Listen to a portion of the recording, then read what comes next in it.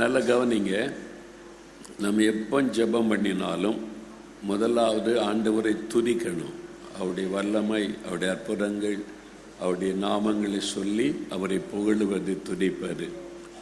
அப்படி உள்ளத்தின் ஆழத்திலிருந்து அவரை துதிக்கணும். அவருடைய துதிக்கும் போது அவருடைய பிரசன்னை நம்மை நிரப்பும். அதன் பிறகுதான் நம்முடைய ஜெப நேரம் இனிமையாக இருக்கும், அர்த்தமுள்ளதாக இருக்கும்.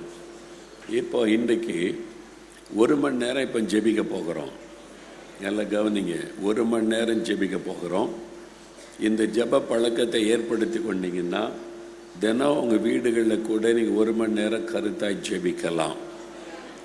அதற்கு ஒரு 10 காரியத்துக்கு ஜெபிக்க போகிறோம். ஒரு காரியத்திற்கு 5 நிமிடம் ஜெபம் என்றால் 50 நிமிடம். முதல் 5 நிமிடம் ஆண்டவரை துதிப்பது, கடைசி 5 நிமிடம்